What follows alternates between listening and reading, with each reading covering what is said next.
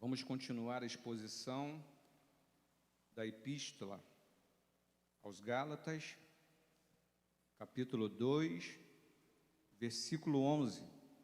Abra, por gentileza, sua Bíblia lá em Gálatas 2, 11 ao 16.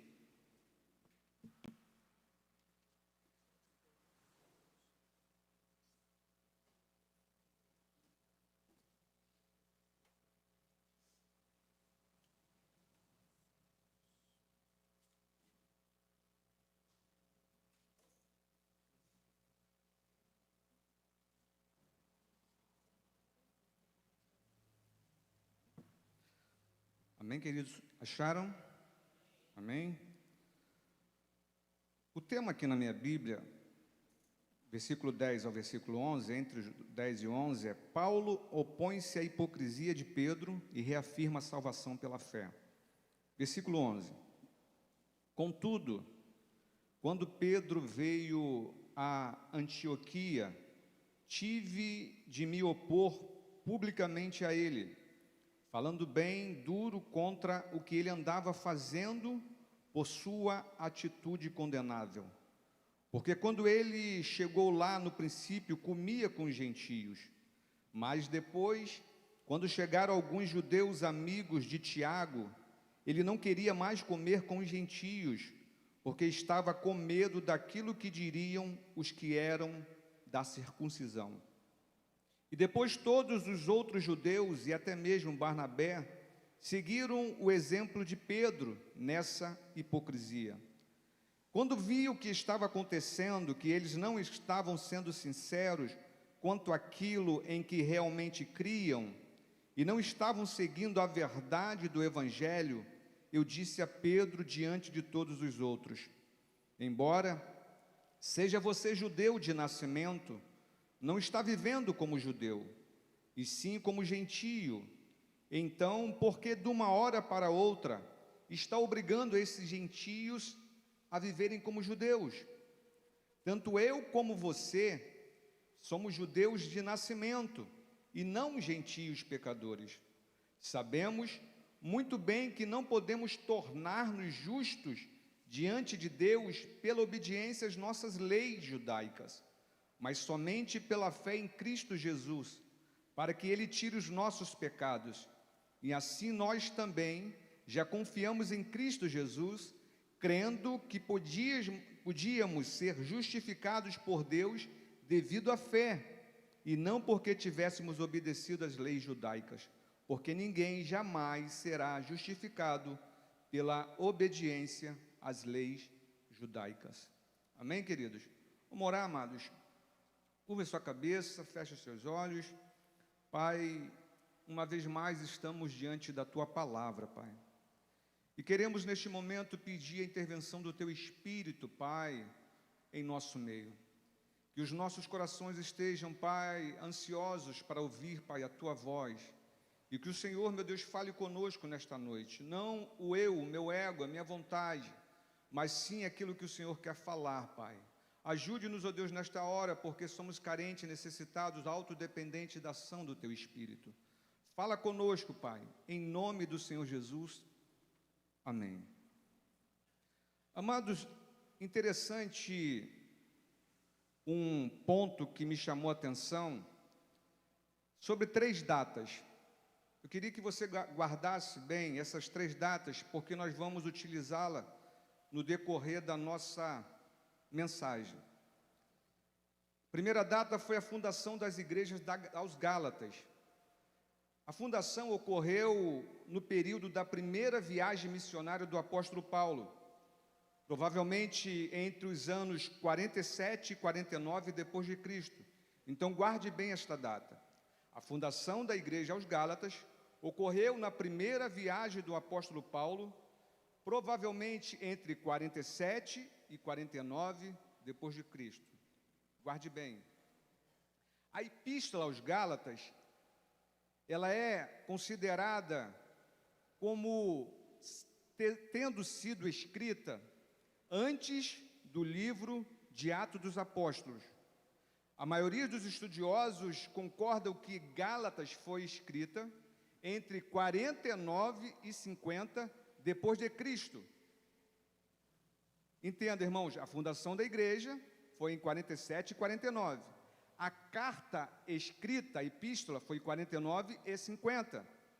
Enquanto que Atos dos Apóstolos foi por volta de 63 depois de Cristo.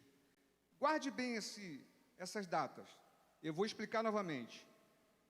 A igreja dos Gálatas foi fundada 47 e 49. A carta foi escrita entre 49 e 50. E Atos dos Apóstolos foi escrito em 63 depois de Cristo. Por que eu vou trazer essas informações, irmãos? Eu quero trazer essas informações para elucidar o episódio do confronto do apóstolo Paulo com Pedro. No texto que nós aqui vamos usar para a nossa meditação, Paulo conta sobre um episódio em Antioquia, quando repreendeu o apóstolo Pedro por mudar o seu modo de agir quando algumas pessoas chegaram ali em Antioquia. Estavam reunidos ali em Antioquia Pedro, Paulo, os gentios, alguns judeus e Barnabé, todos comendo como gentios. Todos estavam ali, irmãos, unidos, comendo como gentios. Provavelmente eles não estavam levando em consideração as tradições das purificações judaicas e talvez até os alimentos poderiam não estar de acordo com as tradições judaicas. Mas estavam todos reunidos. Quando chegaram alguns judeus mais zelosos quanto à tradição e à cultura do povo judeu, Pedro, por sua vez, Barnabé e alguns judeus notaram a presença desse grupo de judeus mais zelosos que chegaram e começaram a se afastar dos gentios, até ficarem totalmente separados deles. Paulo, ao notar essa atitude dos irmãos em Cristo, chama a atenção de Pedro e o repreende. Esse grupo de judeus que chegaram lá em Antioquia, os mais zelosos pela tradição, é o grupo parecido com os falsos mestres que os gálatas estavam enfrentando. Para eles receber a salvação, lá em Gálatas, também era necessário se tornar um judeu. Irmãos, haja visto que quando nós lemos aqui a palavra do Senhor, Paulo fala que ele pregou o evangelho aos Gálatas, e foi o evangelho puro, foi o evangelho simples do Senhor Jesus. Mas eu coloquei a data aqui, irmãos, que a igreja foi fundada em 47, mas quando a carta foi escrita foi em 49 e 50. Aí eu começo a imaginar uma coisa: a igreja se formou ali entre os gentios, Paulo pregando o evangelho, começa a ser introduzido no meio do povo as práticas judaicas. E até então, quando esses zelosos da lei judaica chegaram ali, Pedro, Barnabé e outros judeus começaram a se separar. Começou então a haver ali uma separação dentro da igreja, e isso foi muito próximo, logo começou a igreja a ser formada, começou a introduzir falsos ensinamentos, falsos mestres e até mesmo falsos grupos dentro da igreja dos Gálatas, fazendo a separação dentro do seio da igreja.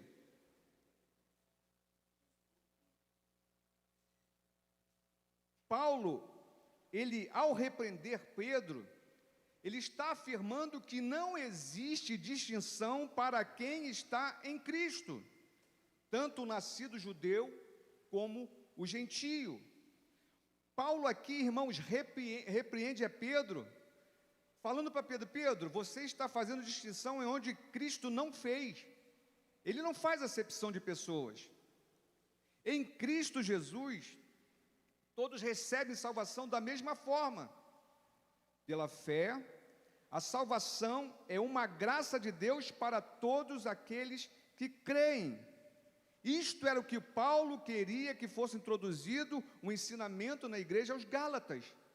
Porém, começou a haver introdução das leis judaicas e também dos costumes judaicos, corrompendo o ensinamento do apóstolo Paulo. Aí nós vamos ver lá que Marcos escreve no capítulo 16, no versículo 15 e 16, assim, ó: então disse-lhes: vão ao mundo inteiro e preguem a boa nova a todas as pessoas. Aqueles que crerem e forem batizados serão salvos, porém aqueles que se recusarem serão condenados. Era isso que Paulo estava pregando, para que o evangelho, que aquele que cresce e fossem batizados seriam salvos. Não teriam que seguir uma norma, seguir um manual para ser salvo. Vamos voltar agora àquelas datas, irmãos, sobre o confronto de Paulo e Pedro, a respeito de Pedro rejeitar os gentios e se agregar aos judeus. O ano é 49 ou 50, que foi escrito a carta. Esse episódio aqui, irmãos, do confronto de Paulo com Pedro, ele causa um certo desconforto em Paulo e também um certo desconforto aos gentios. A igreja de Gálatas começou a sofrer por conta desses ataques, dessa separação dos judeus. E esses ataques começaram a transformar a convivência dentro da igreja da Galáxia um tanto conturbada. Pedro, em Atos dos Apóstolos, capítulo 10, ele vai ter uma experiência sobrenatural a respeito da salvação aos gentios. Aqui ele é repreendido em 49 e 50. Mas Atos dos Apóstolos foi escrito em 63, ou seja, esse episódio aqui, para essa experiência que Pedro vai ter com a visão dos gentios, é mais ou menos 5 anos depois. Paulo repreende a Pedro, e 5 anos depois, Pedro vai ter uma experiência sobrenatural com o Senhor. Em Cesareia, entenda, queridos, em Cesareia, certa tarde, por volta das 3 da tarde, Cornélio, o centurião romano, comandante de um regimento italiano, teve uma visão. Veio a ele um anjo e o chamou dizendo que as suas orações e as suas boas obras subiram como oferta diante de Deus. E na visão ele pediu que enviasse a Jope à procura de Pedro, que estava hospedado na casa de Simão o curtidor. Ao meio-dia, Pedro, olha só, irmãos, no mesmo dia, ao meio-dia, Pedro sobe ao terraço para orar, e a Bíblia fala assim: Pedro está com fome.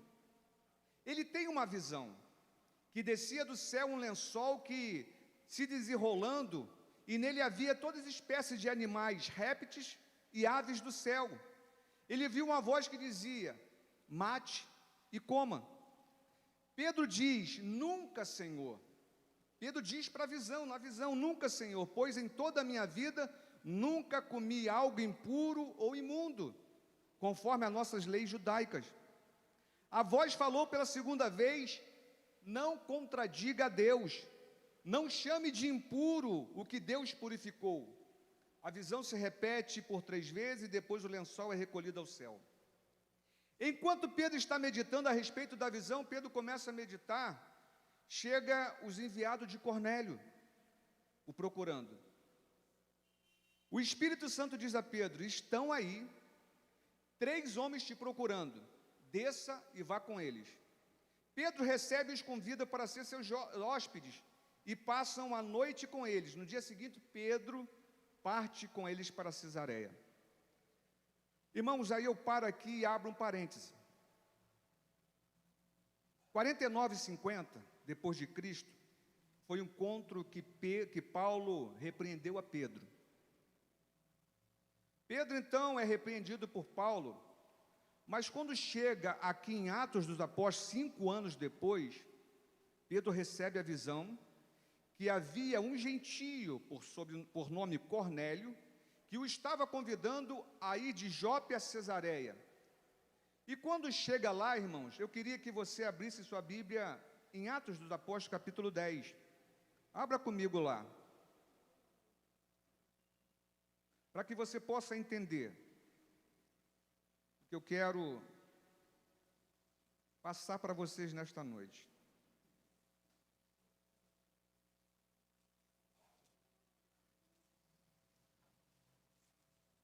Atos dos Apóstolos, capítulo 10, versículo 28.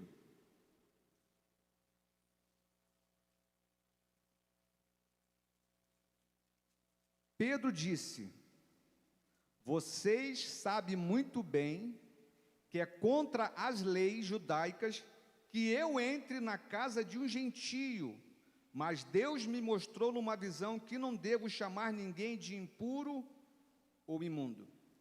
Entenda o seguinte: 5 anos atrás, Paulo repreende a Pedro, que ele estava tomando uma posição, uma hipocrisia, que ele estava rejeitando os gentios, porque ele teve um encontro, quando os judeus zelosos pela lei foram até Antioquia, Pedro largou os gentios e se agregou aos judeus.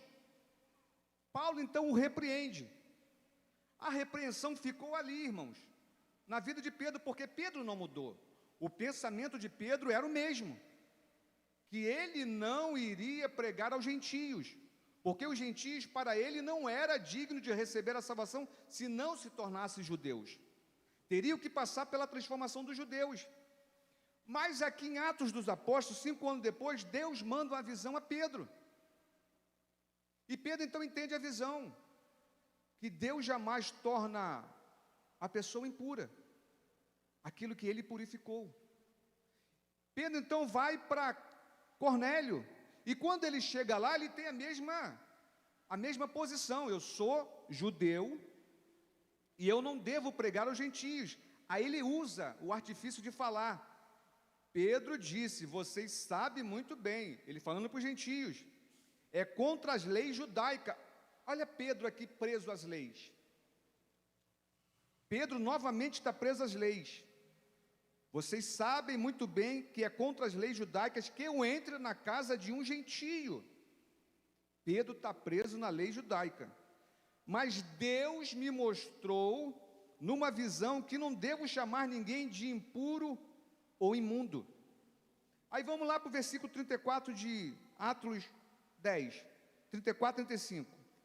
Então Pedro respondeu, depois de Pedro entrar na casa do gentio: agora vejo claramente que os judeus não são os únicos preferidos de Deus. Começa a mudar o pensamento de Pedro a respeito dos gentios. Ele começa a dizer, então Pedro respondeu: agora vejo claramente que os judeus não são os únicos preferidos de Deus. Aí ele fala no 35, em cada nação ele tem aqueles que o adoram, praticam boas obras e são aceitáveis a ele.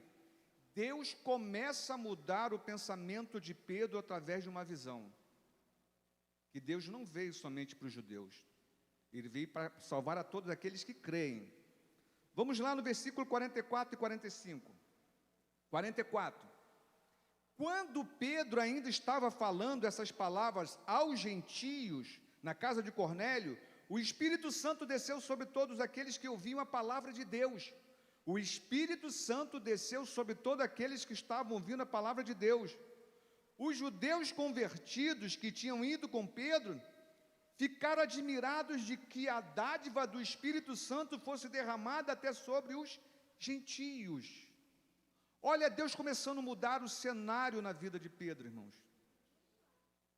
E o versículo 47 e 48 fala assim: Pedro perguntou: será que alguém vai proibir que eles sejam batizados com água agora que eles receberam o Espírito Santo como nós? Então mandou que fossem batizados em nome de Jesus Cristo. Depois disso pediram que Pedro ficasse com eles alguns dias. Irmãos, 5 anos atrás, Pedro rejeita os gentios e é repreendido por Paulo. Passou-se 5 anos, Pedro ainda mantinha o seu pensamento a respeito dos gentios, que a salvação tinha vindo para os judeus, e que os gentios, se fossem aceitar a Jesus, teriam que passar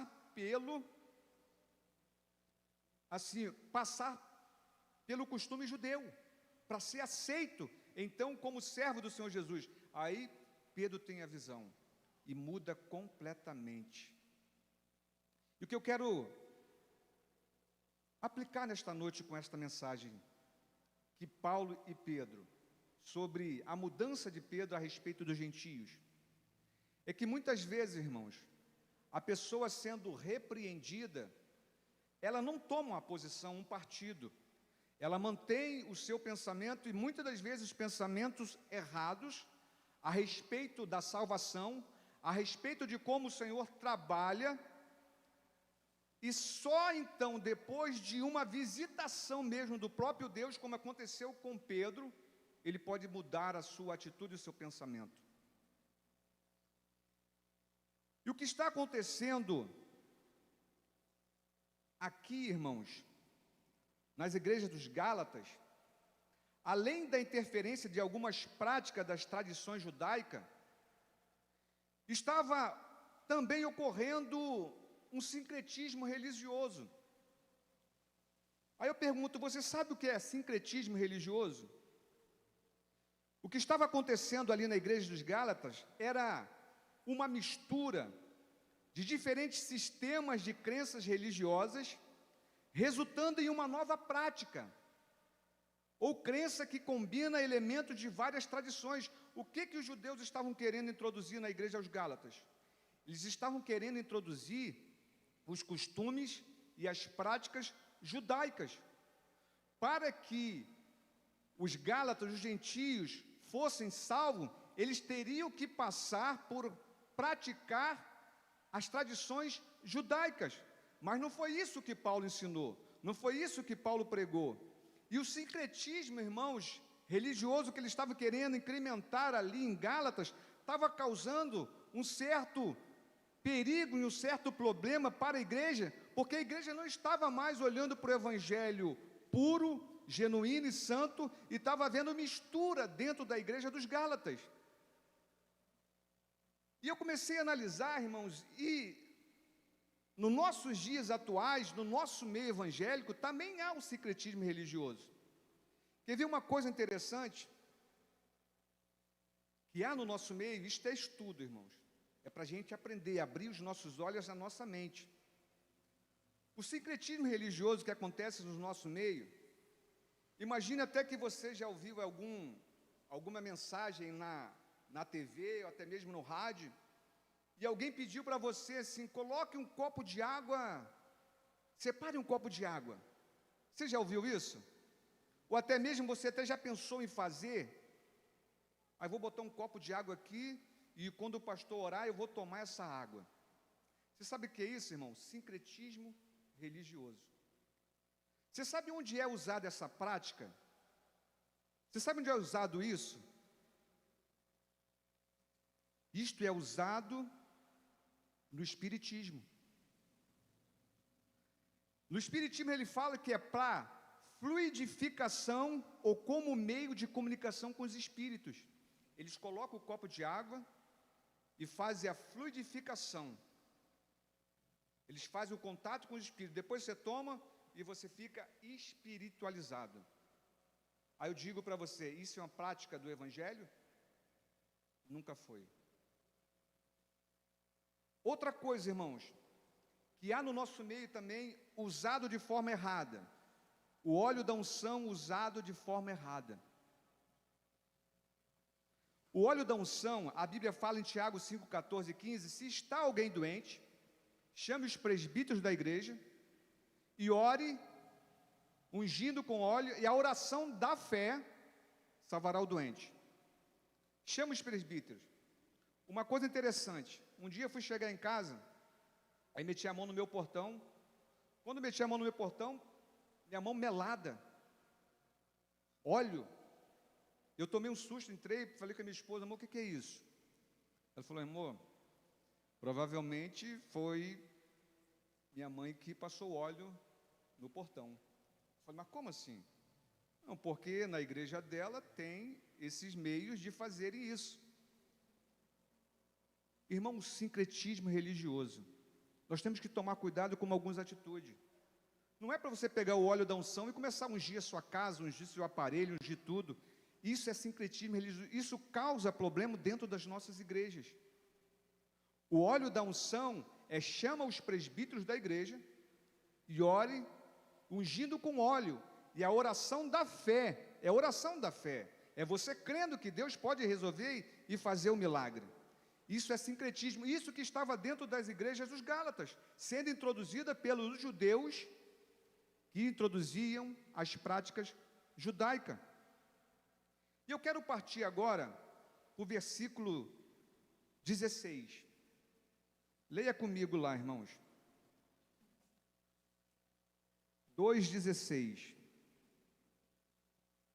Sabemos muito bem que não podemos tornar-nos justos diante de Deus pela obediência às nossas leis judaicas, mas somente pela fé em Cristo Jesus, para que Ele tire os nossos pecados.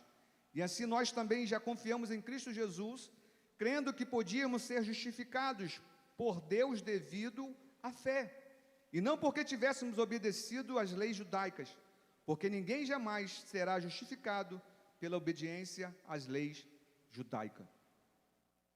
Gálatas 2,16, irmãos, é um verso central da carta de Paulo aos Gálatas. Esse versículo 16, Paulo defende que a salvação é pela fé em Cristo Jesus, e não pelas obras da lei. Eu quero explicar isso aqui, irmãos, esse versículo em 3 pontos. O primeiro ponto que eu quero explicar esse versículo é que a declaração da justificação pela fé. O verso afirma que ninguém é justificado pela prática da lei. Era isso que os judeus estavam querendo introduzir aos gentios, que eles tinham que praticar a lei.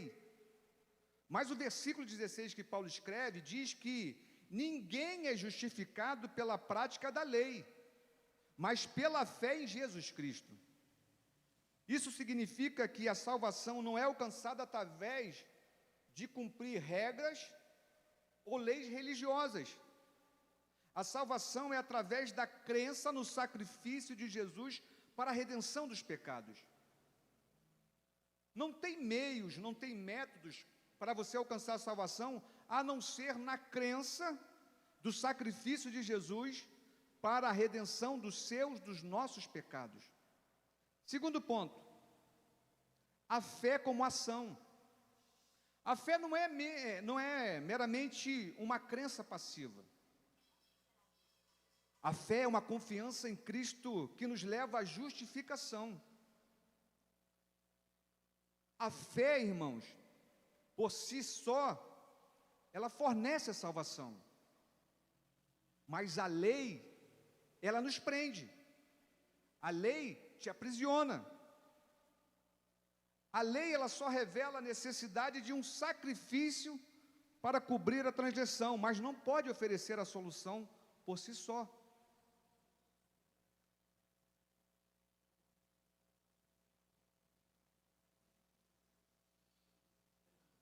A fé, Paulo e os outros apóstolos também creem em Cristo Jesus e por meio dessa fé são justificados, ou seja, declarados justos perante Deus. A fé como ação. E o ponto 3, a impossibilidade da justificação pela lei.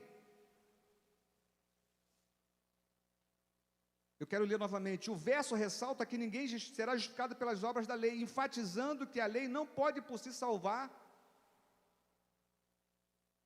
e só pode fornecer a salvação. A lei revela a necessidade de um sacrifício para cobrir a transgressão, mas não pode oferecer a solução por si.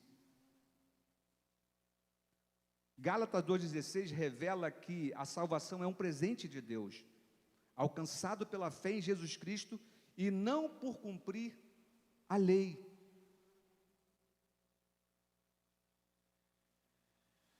Então, irmãos, A declaração de Gálatas 2,16 é a justificação pela fé, a fé como ação e a impossibilidade da justificação pela lei. Tudo é pela salvação de Cristo, pelo ato de Cristo, pelo Calvário de Cristo. E eu quero resumir o texto que nós lemos em 3 lições, irmãos, para nós concluirmos nesta noite. Eu quero resumir o texto lido em 3 lições. E a primeira lição que nós vamos aprender com esse texto: o Evangelho nos liberta. Somente o Evangelho tem o poder de nos libertar. Somente o Evangelho tem o poder de tirar você da escravidão e trazer liberdade. A lei do Antigo Testamento, a lei de Deus, ela nos mostra que não conseguimos alcançar a salvação por conta própria. Que se considerarmos a nossa força de vontade e obediência, ainda seremos condenados por não conseguir cumprir a lei. Já a fé em Cristo nos liberta do peso do pecado, não que agora vamos pecar deliberadamente, não, mas em saber que somos justificados pela fé. Justificados pela fé em Jesus. Cristo cumpriu a lei em nosso lugar para nos conceder a vida eterna. Só o Evangelho nos liberta, irmãos. Agora podemos viver livres, obedecendo o Evangelho sem o peso da culpa, nos preocupando apenas em como glorificar a Deus na nossa vida que Ele nos deu, a nova vida, sem o peso do pecado em nossas costas. A nossa salvação, irmãos, ela foi conquistada por Cristo e seus méritos, não pelos nossos. Então, somente o Evangelho que nos liberta. E qual é o Evangelho, irmãos? As boas novas de Cristo. Só o Senhor Jesus é que nos liberta. Só o Evangelho apresenta a carta que nos leva à alforria, à libertação. Somente o Evangelho traz para o nosso interior a libertação que nós precisamos. E a segunda lição, irmãos, só o Evangelho nos torna um único povo. A fé nos justifica e nos liberta do pecado. É a mesma fé que justifica todos os que creem, independente do nível social, intelectual, idade, povo, cultura e nação. O Evangelho forma um único povo. Então, todos que recebem Cristo como seu único e suficiente Salvador, verdadeiramente eles são adotados como filhos de Deus e fazem parte do povo de Deus, povo santo.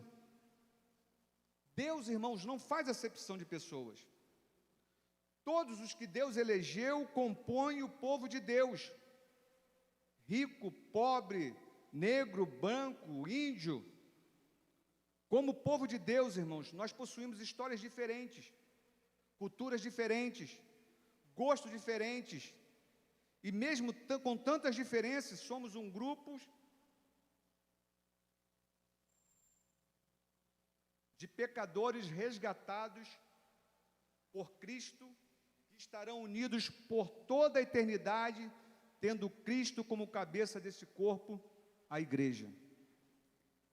Terceiro, o Evangelho nos aperfeiçoa. Até um apóstolo precisou de correção e aperfeiçoamento, pois continua sendo pecador. Precisa crescer em obediência e santidade, tanto que Paulo corrige. O único verdadeiramente santo e perfeito, irmãos, é Cristo nosso Senhor, que é o nosso padrão de moralidade. Todos os outros necessitam crescer em maturidade e santidade cristã. É, portanto, função da igreja, dos membros da igreja, auxiliarem uns aos outros no crescimento espiritual. É através do corpo de Cristo, da igreja, das atitudes de amor uns para com os outros, que crescemos espiritualmente, cada vez mais parecidos com Cristo Jesus, nosso Senhor. Amém, queridos? E eu queria deixar nesta noite esses ensinamentos para os irmãos. que só o Evangelho tem um poder, irmãos, de nos libertar, de nos tornar um único povo e de nos aperfeiçoar. Somente o Evangelho tem este poder. Não adianta você seguir regras, costumes, que não levará você a lugar nenhum. Mas se você tomar posse do Evangelho genuíno e santo, do Senhor Jesus puro e simples, esse Evangelho que faz com que nós venhamos ser e querer ser igual a Jesus, o nosso Senhor. Evangelho puro e simples. Amém, queridos? Eu gostaria que você se colocasse de pé neste momento. E nós vamos fazer uma oração, queridos. Naquilo que você ouviu nesta noite, naquilo que muitas vezes você ouviu em uma frase, em uma palavra, que chamou a sua atenção, você ore a Deus. Porque nós somos igreja do Senhor. E nós temos que ficar, irmãos, atento àquilo que muitas vezes podem ser ou querer ser introduzido no nosso meio. Falsos mestres, falsos ensinamentos. E nós devemos estarmos atentos, temos que estar atento a tudo isso que possa estar tentando se infiltrar no nosso meio. Então, nesse momento, vamos orar. Senhor Deus e Pai, nesta noite, ó Deus, eu quero pedir, Pai, a ação do Teu Espírito, ó Deus, naquilo que nós falamos nesta noite. Aquilo que nós, ó Deus, conseguimos, ó Pai, trazer nesta noite ao coração dos Teus filhos. Que nós venhamos ser, meu Pai, estar atentos e ser seletivos e observador, ó Pai, da Tua palavra, dos Teus mandamentos. Do Evangelho do Senhor, Pai, que é simples. O Senhor Jesus trouxe o ensinamento que todos aqueles que crerem e for batizado será salvo. E todo aquele que não crê já está condenado. Este é o Evangelho, Pai, santo e puro e simples.